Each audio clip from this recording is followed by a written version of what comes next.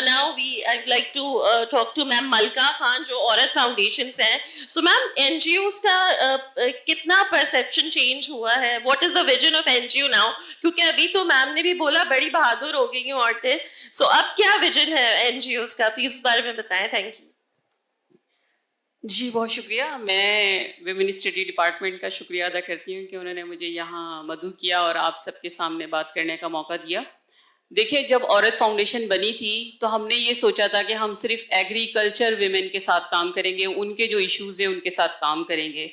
لیکن آہستہ آہستہ اور بھی بہت سارے ایشوز آنے لگے. کسی نے کہا جی میرے شوہر نے تو اتنا ظلم کیا, میں اس کے ساتھ رہنا نہیں چاہتی, مجھے کھلا چاہیے. کسی نے کہا میرے بچے رکھ لیے تو مجھے میرے بچے دلائے جائیں, یا کسی نے کہا جی طلاق دے دیے تو نان نفقہ چاہیے. تو پھر یہ سوچا گیا کہ اچھا اس کا مطلب یہ ہے کہ ہمیں ایگریکلچر ویمن کے ساتھ نہیں بلکہ ہر عورت کے ساتھ کام کرنا پڑے گا.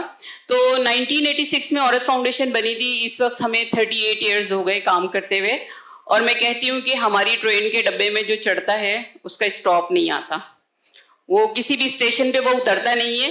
کیونکہ ان 38 ایئرز میں جو لوگ عورت فاؤنڈیشن کے ساتھ جڑے ہیں وہ آج تک ہمارے ساتھ جڑے ہوئے ہیں, اور وہ باقی لوگ اور بڑھتے جا رہے ہیں. تو اس لیے میں کہتی ہوں کہ جو ہمارے ڈبے میں بیٹھ جاتا ہے اس کا کوئی اسٹیشن نہیں آتا, وہ کبھی نہ کبھی کسی نہ کسی حوالے سے ہم سے ضرور رابطہ کر رہا ہوتا ہے اور بات کر رہا ہوتا ہے. جہاں تک ویمن امپاورمنٹ کی بات ہے تو میں بتاؤں کہ عورت فاؤنڈیشن پہلی تنظیم تھی جس نے یہ آواز اٹھائی کہ عورتوں کو 33% نمائندگی دی جائے. ہم نے اس کے لیے 8 سال تک کیمپین چلائی, مختلف سیاسی جماعتوں کے ساتھ ہم بہت کلوزلی کام کرتے رہے.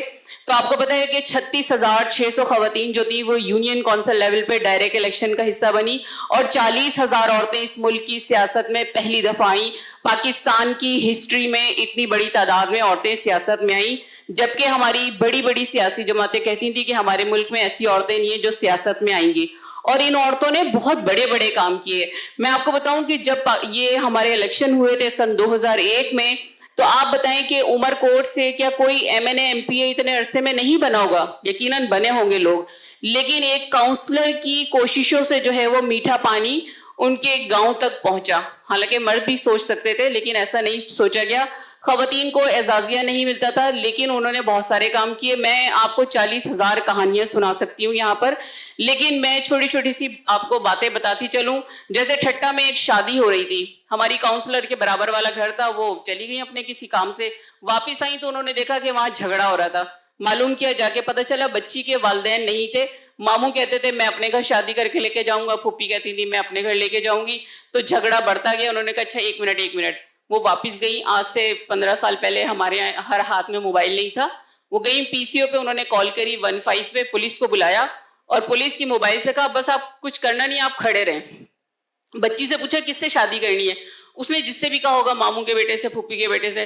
وہ قاضی سے کہا اس کے ساتھ اس کا نکاح پڑھا دو. قاضی نے نکاح پڑھایا, لوگوں نے کھانا وانا جو بھی کچھ تھا کھایا, اور رخصتی جو ہے وہ آرام سے ہو گئی. باہر پولیس والوں سے کہا بہت شکریہ آپ لوگ آئے تھے, اب آپ جا سکتے ہیں. اب آپ دیکھیں کہ اس شادی میں کم سے کم بھی ہوں گے تو کوئی 200-300 لوگ تو ہوں گے.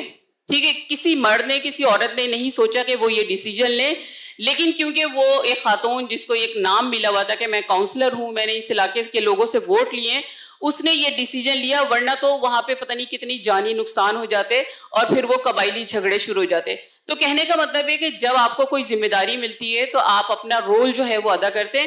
تو اس طرح کی کوئی 40,000 کہانیاں میں آپ کو سنا سکتی ہوں. عورت فاؤنڈیشن نے 6 کتابیں شائع کی ہیں, آنگن سے ایوان تک, کہ وہ عورت جو گھر سے باہر نہیں نکل سکتی تھی, جو دروازہ نوک ہونے پر کہتی تھی کہ گھر میں کوئی نہیں ہے, یعنی کہ جو اس کی بھی موجودگی ہوتی تھی وہ کہتی تھی گھر میں کوئی نہیں ہے.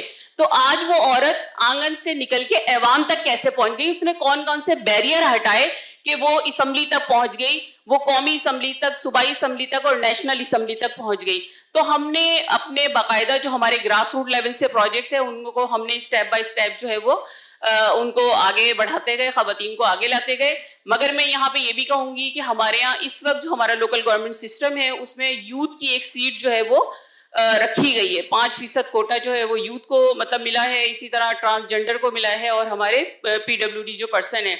تو میں چاہوں گی کہ ہم اس یہاں پر ایک یہاں سے ریکمنڈیشنز بھی جائے کہ قومی اسمبلی، صوبائی اسمبلی اور سینٹ میں ہر لیول پہ یوتھ کی سیٹ جو ہے وہ ہونی چاہیے تاکہ یوتھ جو ہے وہ اپنا رول ادا کر سکے. دوسرا میں یہاں پہ یہ بھی کہوں گی کہ آپ کو پتہ نہیں مجھے یہاں جو ہمارے اتنے سارے اسٹوڈنٹ بیٹھے ہیں آپ کو معلوم ہے یا نہیں، 2018 میں سندھ اسمبلی نے یوتھ پالیسی پاس کی تھی.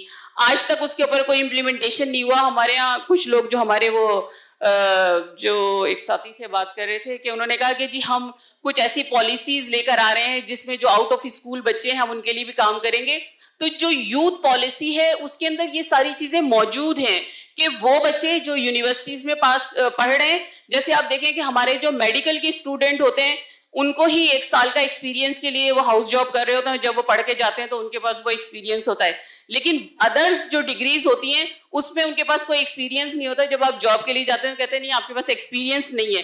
تو یوتھ پالیسی کے اندر یہ موجود ہے کہ اگر کوئی اکنامک پڑھ رہا ہوگا تو ان کو بینکوں کے ساتھ ریلیٹ کیا جائے گا، اگر کوئی پالیٹکس پڑھ رہا ہوگا تو سیاسی جماعتوں کے ساتھ ان کو انگیج کیا جائے گا، اگر کوئی سوشل ورک یا سوشیولوجی پڑھ رہا ہے تو اس کو سماجی تنظیموں کے ساتھ جو ہے وہ انوالو کیا جائے گا. مسئلہ یہ کہ ہمارے یہاں سندھ اسمبلی بہت پروگریسو اسمبلی ہے، پوری دنیا میں پورے پاکستان میں جو ہے وہ اس کا مانا جاتا ہے اور یہاں پہ بہت زیادہ عورتوں کے حوالے سے لیجسلیشن ہوئی ہے، لیکن امپلیمنٹیشن کی جو ہے وہ بہت زیادہ کمی ہے جس کے لیے ہمیں آواز اٹھانا چاہیے.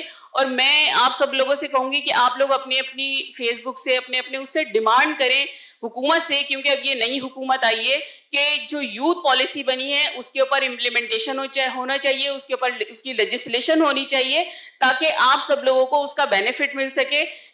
اور ہم جیسے لوگ جو ہیں وہ ہم تو لا بنانے کے لیے کام کرتے ہیں. آپ کو پتہ ہے کہ ہمارے یہاں 8 مارچ 2013 کو ڈومیسٹک وائلنس کا لا پاس ہوا اور یہ اتنی آسانی سے نہیں ہو گیا. ہم صبح 8:30 بجے اسمبلی کے گیٹ پہ کھڑے ہوتے تھے اور ہر سال ہم ایک رپورٹ شائع کرتے تھے وائلنس اگینسٹ ویمن کے حوالے سے، جس میں ہم بتاتے تھے کہ پورے پاکستان میں کتنی عورتوں کو قتل کر دیا گیا، صوبے میں کتنی عورتوں کو قتل کر دیا گیا، ڈسٹرکٹ میں کتنی عورتوں کو قتل کر دیا گیا، لیکن کوئی قانون نہیں ہے. ایک عورت ساری رات پٹتی ہے، پورا جسم نیلا ہو گیا، جب ہاسپٹل میں گئی تو وہ کوما میں پڑی ہوئی ہے اور وہ بیان دینے کے قابل نہیں ہے. 2 دن کے بعد وہ مر گئی. اب لیکن جس کی وہ بیٹی تھی، جس کی وہ بہن تھی، وہ تو یہ جاننا چاہیں گے نا کہ کس نے میری بہن بیٹی کے ساتھ اتنا ظلم کیا کہ وہ دنیا سے ہی چلی گئی. تو یہ ہم بار بار یہ رپورٹیں جو تھے پارلیمنٹیرین کے ساتھ ہی جو ہے ان کو لانچ کرواتے تھے پریس کلب میں لے جا کے اور بار بار ان کو بتاتے تھے کہ دیکھیں ہمارے یہاں کوئی قانون نہیں ہے، اتنی عورتیں جو ہیں وہ دنیا سے چلی گئی ہیں، اس کے لیے جو ہے نا وہ آپ کو کچھ کرنا چاہیے. Thank you, ma'am. Ma'am, I would like to carry forward the discussion.